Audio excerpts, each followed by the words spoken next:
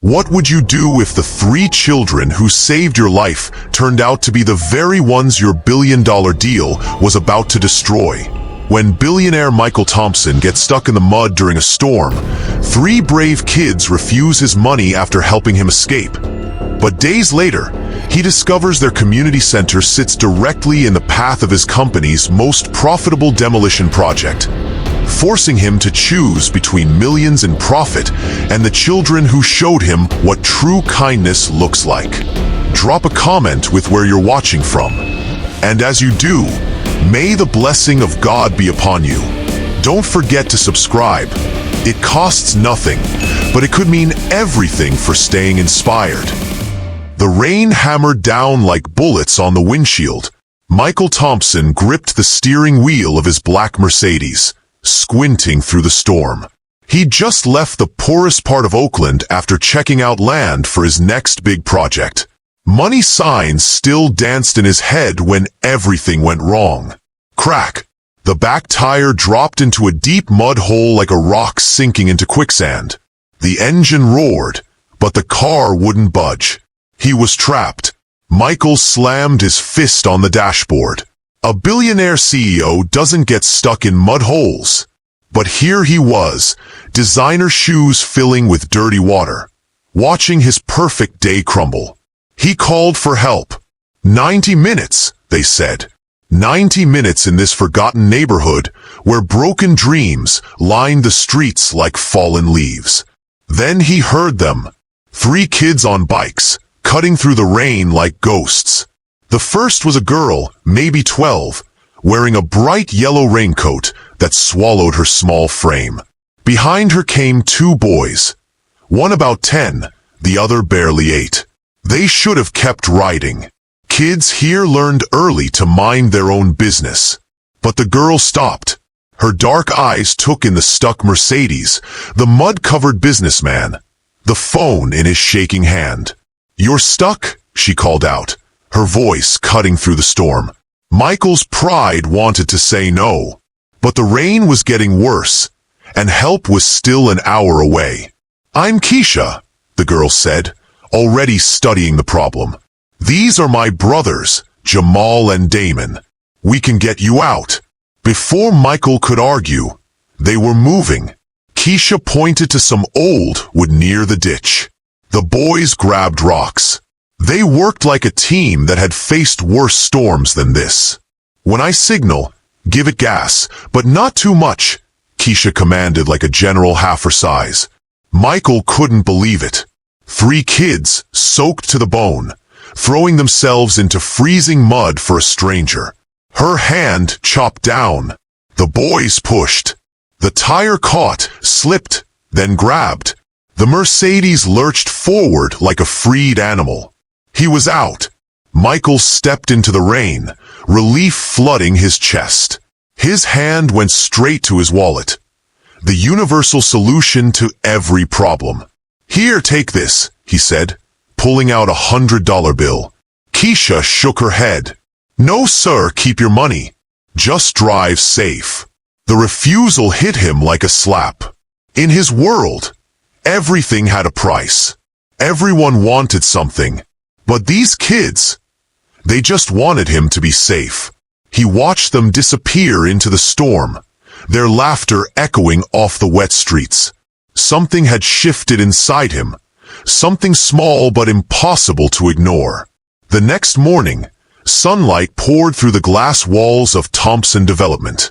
Michael sat at the head of his conference table, but his mind kept drifting to 3 muddy faces and voices that said no to money.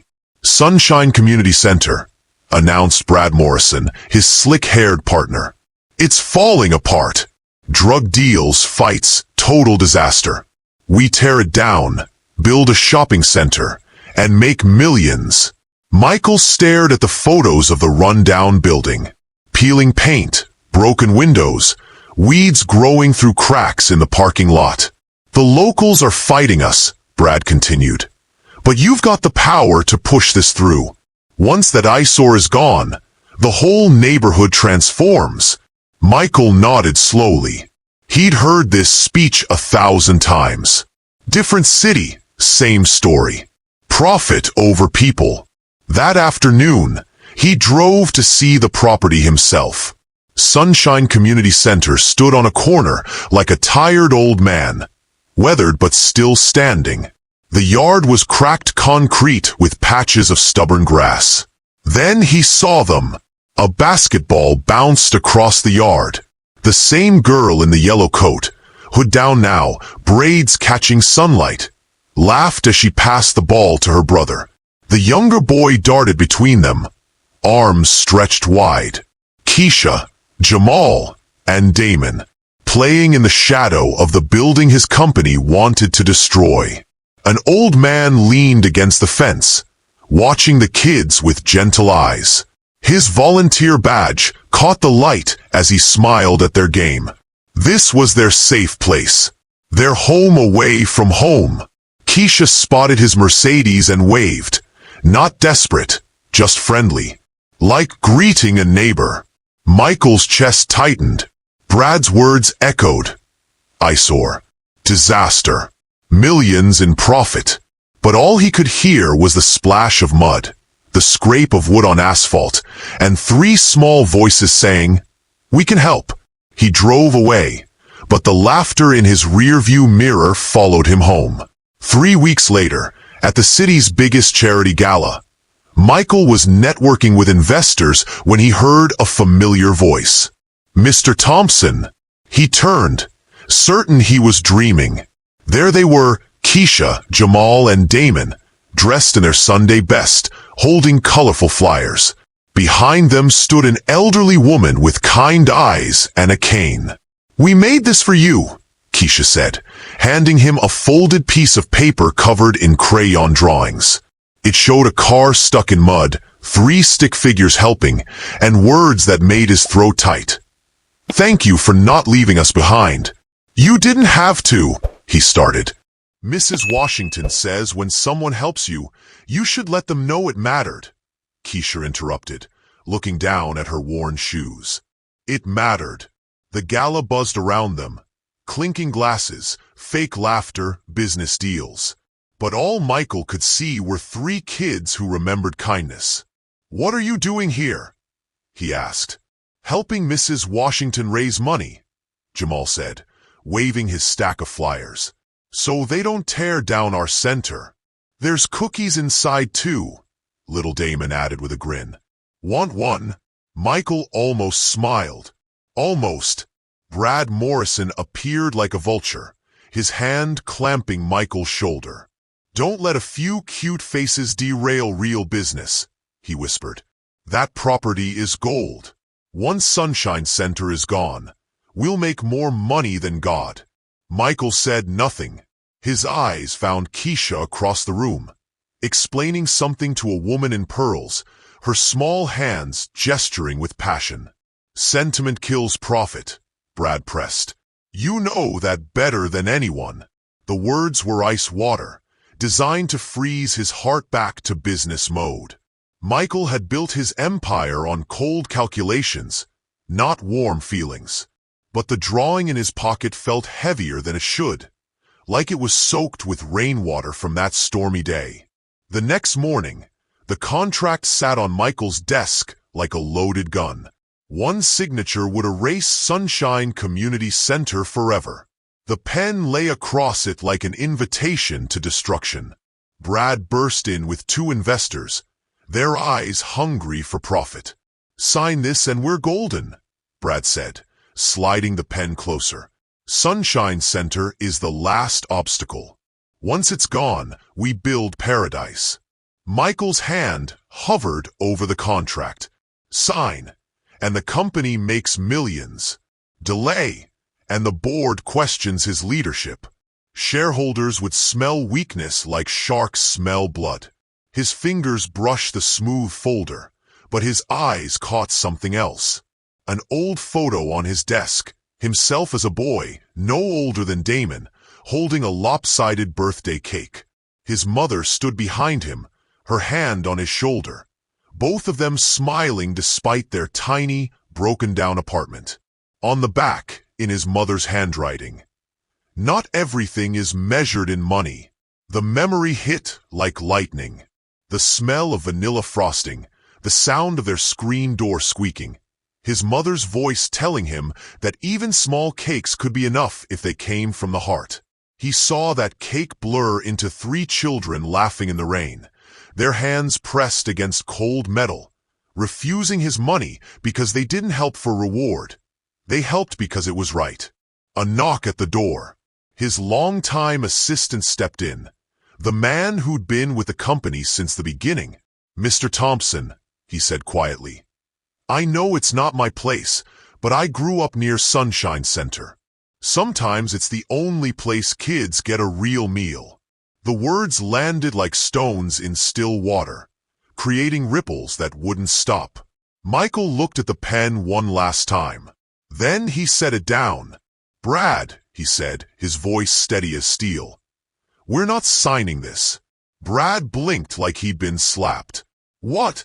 Michael was already reaching for his phone, calling the Morrison Foundation, a group that restored community spaces. Within minutes, they'd agreed to fund a complete renovation of Sunshine Community Center. "We'll move the shopping center to another site," Michael announced. "Sunshine Center stays, and it gets everything it needs to serve that neighborhood properly." The room went silent except for the tick of the wall clock. The contract lay untouched, the pen abandoned like a weapon he'd chosen not to use.